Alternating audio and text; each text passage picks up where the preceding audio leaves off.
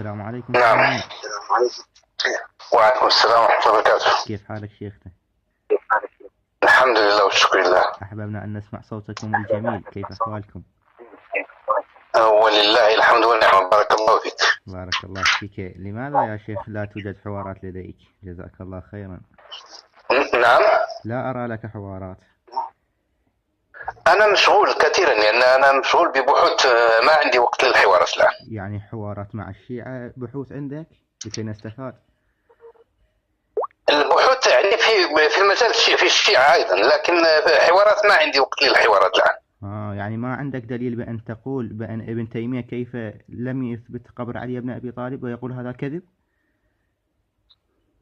أنت رافضي؟ أكيد رافضي، وجاي أسجل مكالمة وسوف أرفعها. أولا إذا كنت رافضي أنا أسحب أرد السلام عليك. يلا. أنا كنت أعتقد أنك مسلم من المسلمين، أنا أسحب أرد السلام. أنا مسلم. كيف، ما هو سؤالك؟ بأي دليل قال ابن تيمية بأن هذا ليس قبر علي بن أبي طالب صلوات الله عليه؟ بأي دليل؟ أجبني. لأن ابن تيمية أعلم منك. بأي دليل؟ وأعلم من مراجعك. نعم. اسمع. نعم. أنا أعطيك الدليل. أنت سألتني نعم. يا إما تبقى طرحت السؤال، انتظرني حتى أرد عليك. فضل. إذا كنت ستبقى تشوش علي وتضيع وقتي الذي هو أغلى منك، أنا أقطع عليك وأستريح منك. يا تفضل. ابن تيمية رحمه الله دليله هو أنه لا يوجد دليل على أن هذا قبر علي.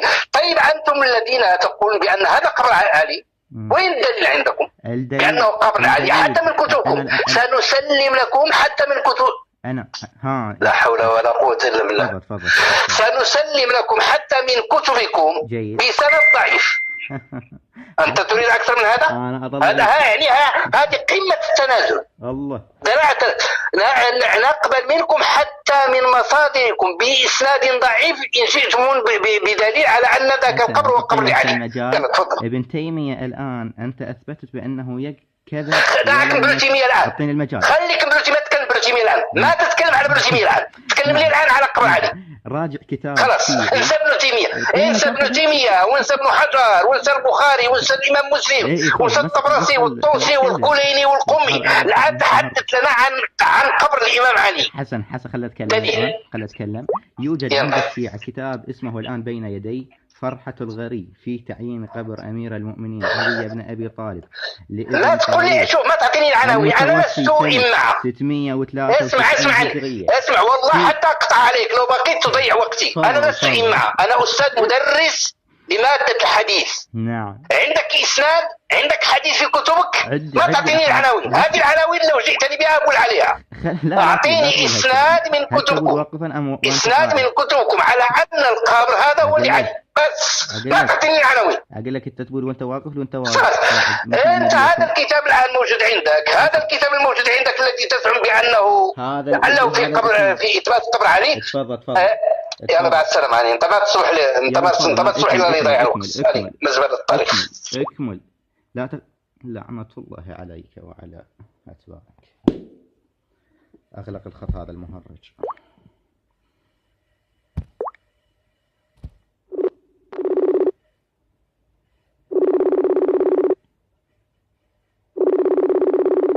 رد. والله لا أريد يا شيخ لا تغلق الخط. أنا وقتي ثمين وغالي، وهو عندي أغلى من الذهب والفضة. إذا كان الوقت عندك لا قيمة له، فأنا عندي له قيمة. نعم. اتركك الآن مع القيمة. الآن اسمعني، أنا أعطيتك مجال إن أسمعك. لا ما أسمعك أبدا، ما أسمعك ولا ليس أمثالك. أنت أولا رجل نكر عندي، ما أنت غير معروف. حتى الصورة التي وضعتها ليست هي صورتك ولا الاسم اسمك. فمعنى أنا أتكلم مع واحد نكرة محسوب على المتربص والنطيحة. هاي صورة ابن عثيمين المهرج زمانه. نعم. لا المهرج يعني لو كنت ذكر، لو محت الرجولة فإن العديم منكم كما قال أمير المؤمنين. لو كنت ذكر لكنت وضعت صورتك الحقيقية، ما تضع صورة الشيخ ابن عثيمين ما أريد أخلي صورة رحمه الله. قلتلها لك ابن باز إن شاء الله على القادم، إن شاء الله أخلي صورة ابن باز. هم حلو ابن باز. يلا مع السلامة يا أحمد. روح يا خبيث. لا إله إلا الله. نتصل عليه مرة ثالثة. وطلع أمسح بك اللي يا ناصري تسبوا أهل البيت.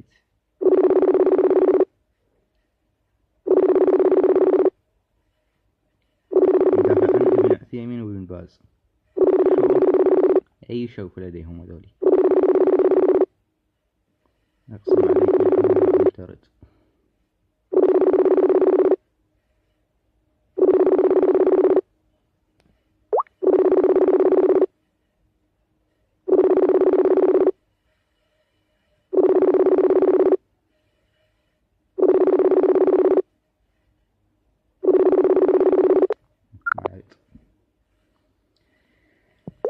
الحمد لله الذي مكننا من دعس هذا منير الفزاع. طبعا هذا منير الفزاع ناصبي لدرجة، لذلك هو انزعج عندما أردت أن أثبت من كتب الشيعة بأن علي بن أبي طالب دفن في النجف. طبعا هذا الاتصال من عماد رفعت السيد. خلينا نغلق هذا الاتصال ونرد عليه.